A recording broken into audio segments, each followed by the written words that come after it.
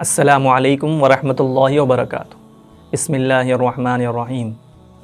معاف کرنا ایک بڑی فضیلت کی چیز ہے۔ اس سلسلے میں پہلے بھی آپ نے گفتگو سن چکی ہے، لیکن ہر موقع پر کسی کو معاف کر دینا، کسی تکلیف پہنچانے والے کو نظر انداز کر دینا ایک بڑا مشکل کام ہوتا ہے۔ کہا جا سکتا ہے کہ معاف کرنا کوئی بچوں کا کھیل نہیں ہے، اسی لیے اللہ تبارک و تعالیٰ نے فرمایا وَلَمَنْ صَبَرَ وَغَفَرَ إِنَّ ذَلِكَ لَمِنْ عَزْمِ الْأُمُورِ۔ اور یقیناً کسی کو بخش دینا، معاف کر دینا، بدلہ نہ لینا، یہ بلند ہمتی کے کاموں میں سے ہے۔ یعنی بلند ہمت لوگ ہی معاف کرنے کو اختیار کر سکتے ہیں۔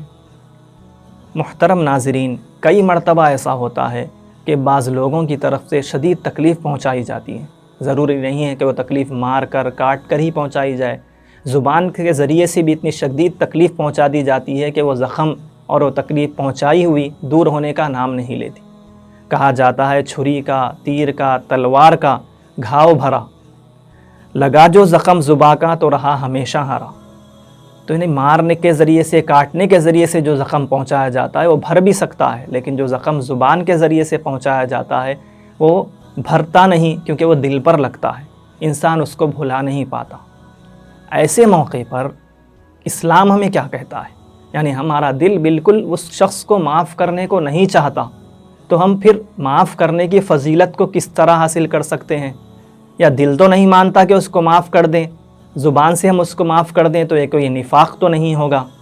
اور اگر ہم معاف نہ کریں تو اسلام نے جو معاف نہ کرنے پر نقصان بتلایا ہے اس سے ہم کس طرح بچ سکتے ہیں؟ محترم ناظرین، دل کو بدل لینا، دل میں اس کے ذریعے سے تنگی کو دور کر دینا، یہ اسلام میں مطلوب نہیں ہے۔ خوشگوار تعلقات کا قائم ہو جانا معاف کرنے کے بعد یہ بھی ضروری نہیں ہے۔ دل سے صرف بدلے کی نیت کا ختم کر دینا یہ کافی ہے، اور ظاہری حقوق کا ادا کر دینا معاف کرنے کی فضیلت کو حاصل کرنے کے لیے کافی ہے۔ حضرت حمزہ رضی اللہ تعالیٰ عنہ کو بڑے دردناک انداز میں شہید کیا گیا تھا۔ شہید کرنے والے حضرت وحشی رضی اللہ تعالیٰ عنہ جب اسلام نہیں لائے تھے، جب اسلام لا کر نبی کریم صلی اللہ علیہ وسلم کی خدمت اقدس میں حاضر ہوئے تو آپ صلی اللہ علیہ وسلم نے ان کے اسلام کو قبول فرمایا اور فرمایا کیا یہ ہو سکتا ہے کہ تم میرے سامنے نہ آؤ؟ پوری زندگی حضرت وحشی آپ صلی اللہ علیہ وسلم کے سامنے دوبارہ نہیں آئے، لیکن آپ صلی اللہ علیہ وسلم نے ان کا اسلام قبول فرمایا۔ محترم ناظرین، اسی بنیاد پر علماء کرام کہتے ہیں کہ صرف بدلہ لینے کا ارادہ ترک کر دینا کافی ہے، خوشگوار تعلقات کا قائم ہونا ضروری نہیں ہے۔ اس کے ذریعے سے معاف کرنے کی جو فضیلت ہے وہ ہمیں حاصل ہو جائے گی۔ محترم ناظرین، لوگ کہہ دیتے ہیں کہ ہم کوئی نبی ولی تو نہیں ہیں، ہمارا اتنا بڑا ظرف نہیں ہے، ہمارا دل اتنا بڑا نہیں ہے، ہم کس طرح کسی کو معاف کر سکتے ہیں؟ وہ نبی تھے، اللہ کے ولی تھے، اس لیے انہوں نے معاف کر دیا۔ محترم ناظرین، ہر موقع پر ہمیں اسلام کی گائیڈنس میں چلنے کا حکم ملا ہے، تو جب ہم سوچنے کا ہمارا انداز بھی اسلام کے مطابق ہونا ہے، ہماری وے آف تھنکنگ بھی اسلام کے مطابق ہونا ہے۔ ایک موقع پر نبی کریم صلی اللہ علیہ وسلم کو طائف کے واقعے میں شدید تکلیف پہنچائی گئی، یہاں تک کہ اللہ تبارک و تعالیٰ نے فرشتوں کو بھیج کر یہ پوچھنے لگوایا کہ کیا اگر آپ کہیں تو اس قوم کو ہلاک کر دیا جائے؟ آپ صلی اللہ علیہ وسلم نے اس موقع پر ایک تاریخی جملہ فرمایا، اللہم اغفر لی قومی فإنہم لا یعلمون۔ اے میرے پروردگار، میری قوم کو معاف کر دے، اس لیے کہ یہ لوگ حقیقت کو نہیں جانتے۔ تو ہم یہ سوچ کر معاف کر سکتے ہیں کہ جن سے ہمیں تکلیف پہنچائی ہے وہ حقیقت کو نہیں جانتا۔ اب چونکہ ہم یہ کہہ سکتے ہیں کہ ہم نبی ولی تو نہیں، اتنا بڑا ہمارا ظرف نہیں ہے، اتنا بڑا ہمارا دل نہیں، یقیناً نہیں، اور ہو سکتا ہے نہیں ہے، لیکن ہمیں انہی کی طرح بننے کی خواہش ہے اور ہم انہی کے ساتھ میدان حشر میں جمع ہونا چاہتے ہیں، تو ہمیں سوچنا بھی انہی کے مطابق ہے، اور یہی اسلام سکھلاتا ہے۔ اب یاد رکھ کریے کہ ہم کھانے کے بعد دعا کرتے ہیں وَجَعَلْنَا مِنَ الْمُسْلِمِينَ، اے اللہ ہمیں بنا دیجئے مسلمانوں میں سے۔ اے اللہ ہم دعا کرتے ہیں وَجَعَلْنَا مِنْ عِبَادِكَ الصَّالِحِينَ، اے اللہ ہمیں بنا دیجئے اپنے نیک بندوں میں سے۔ اب آپ غور کریں کہ سب سے بہترین مسلمان کون ہیں، سب سے بہترین نیک بندے کون ہیں؟ تو وہی اللہ والے ہیں، نبی ولی ہیں۔ تو انہی کی طرح بننے کی ہماری خواہش ہے، تو ہمارے سوچنے کا انداز بھی انہی کی طرح ہونا چاہیے، اور باوجود دل نہ بھی چاہے تو اللہ کے لیے معاف ہم کر سکتے ہیں۔ لیکن ایک پوائنٹ یہاں پر یہ مد نظر رکھنا اور ہمارے سوچنے میں یہ پوائنٹ کو سامنے رکھنا ضروری ہے کہ معاف کرنے کا ہرگز یہ مطلب نہیں ہے کہ دوبارہ اس کو تکلیف پہنچانے کا موقع دیا جائے۔ آپ ضرور ایسے اقدامات کر سکتے ہیں جس کے ذریعے سے وہ دوبارہ آپ کو تکلیف نہ پہنچا سکے، دوبارہ آپ کو مارنے کے ذریعے سے، کسی اور بھی ذریعے سے وہ تکلیف نہ پہنچا سکے. کوئی میٹنگ کرے، کوئی بڑوں کے ان کے اور آپ کے جمع ہوں اور اس قصے کو ختم کیا جائے، ایسا آپ ضرور اقدامات کر سکتے ہیں.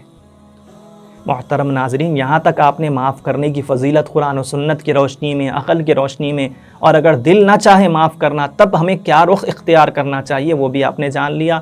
اور آپ نے یہ بھی جان لیا دل نہ چاہے تب بھی اگر آپ معاف ظاہری طور پر کر دیں گے تب بھی آپ کو فضیلت حاصل ہو جائے گی. ایک اعتبار سے ہم اس ٹاپک پر ڈسکس کرنا چاہتے ہیں، وہ یہ ہے کہ معاف کرنے کا سائنس کیا فائدہ بتلاتی ہے. میڈیکل سائنس معاف کرنے کو کس نظر سے دیکھتی ہے. سائیکولوجیکل سائنس نامی میگزین میں ناروے کی اسکاٹ لینڈ کی ایک یونیورسٹی کے پروفیسرز نے ایک مضمون لکھا فارگیو ٹو فارگیٹ کے نام سے. اس میں وہ لوگ کہتے ہیں کہ معاف کرنے سے انسان کی مینٹل ہیلتھ میں پازیٹیو ایفیکٹ پڑتا ہے، یعنی دماغی صحت پر مثبت اثرات پڑتے ہیں اور دماغی سکون اس کو حاصل ہوتا ہے اور اس کے ذریعے سے اس کی عمر لمبی ہوتی ہے. یعنی معاف کرنے سے زندگی میں بھی سکون آتا ہے اور عمر بھی لمبی ہوتی ہے. اب یہ بات نبی کریم صلی اللہ علیہ وسلم نے اس سے کہیں پہلے فرما دی تھی. آپ صلی اللہ علیہ وسلم نے فرمایا من سرہ ان یمد لہ فی عمرہ ویوسع لہ فی رزقہ ویدفع عنہ میتۃ السوء فلیتق اللہ ولیصل رحمہ. ترجمہ حدیث شریف کا ہے، جو شخص یہ چاہتا ہو کہ اس کی عمر لمبی ہو اور اس کے رزق میں برکت ہو اور بری موت سے اس کو دور کر دیا جائے تو وہ اللہ سے ڈرے اور صلہ رحمی کرے. محترم ناظرین، صلہ رحمی کسے کہتے ہیں؟ آپ صلی اللہ علیہ وسلم نے ایک دوسرے موقع پر فرمایا صلہ رحمی صرف یہ نہیں ہے کہ جو رشتہ جوڑے ان سے رشتہ جوڑو، بلکہ صلہ رحمی یہ ہے کہ جو رشتہ توڑے ان سے بھی رشتہ جوڑو. اب صلہ رحمی کا فائدہ کیا ہوا؟ صلہ رحمی کے نتیجے میں عمر بڑھتی ہے، زندگی میں سکون آتا ہے، رزق میں برکت ہوتی ہے. اور صلہ رحمی کی بنیاد کس پر ہوئی؟ معاف کرنے پر. تو معاف کرنے سے زندگی میں اضافہ ہوتا ہے، زندگی لمبی ہوتی ہے اور زندگی میں سکون آتا ہے. تو یہ باتیں سائنس کے مطابق بھی ہوئیں کہ جو شخص معاف کر دیتا ہے تو اس کی عمر میں بھی اضافہ ہوتا ہے. تو یہ بھی ہمیں پتہ چلا کہ اب جب معاف کرنے سے زندگی میں فائدہ ہوتا ہے تو ہمیں ضرور معاف کرنا چاہیے، اللہ کے لیے معاف کرنا چاہیے. اب ہم جو بھی نیکی اللہ کے لیے کرتے ہیں تو اس کا مطلب یہ ہے کہ ہم بدلے کی نیت بھی اللہ کی طرف سے رکھیں، لوگوں کی طرف سے بدلے کی نیت نہ رکھیں. اسی کے ذریعے اگر جب ہم اللہ کے لیے معاف کرتے ہیں تو اس کا اثر یہ ہوتا ہے کہ ہم لوگوں پر احسان بھی نہیں جتلاتے. ہم نے کسی کو صدقہ دے دیا تو اللہ کے لیے دیا تو پھر ہم اس کا احسان نہیں جتلاتے. اسی طرح جب ہم نے کسی کو معاف کیا تو پھر ہم اس کو احسان نہ جتلائیں کہ ہم نے آپ کو معاف کر دیا، ہم نے آپ کو معاف کر دیا، بلکہ جب ہم نے اللہ کے لیے کیا تو اللہ ہی سے بدلے کی امید رکھیں. اللہ تبارک و تعالی ہمیں سمجھنے، عمل کرنے کی توفیق عطا فرمائے. اخیر میں درخواست یہ ہے ویڈیو کو لائک کریں، شیئر کریں اور ہمارے چینل زاد مسلم کو سبسکرائب کریں. اور کسی اور موضوع اور کسی اور ٹاپک پر کوئی اور ویڈیو بننی چاہیے تو کمنٹ سیکشن میں کمنٹس کر کے ضرور بتلائیں.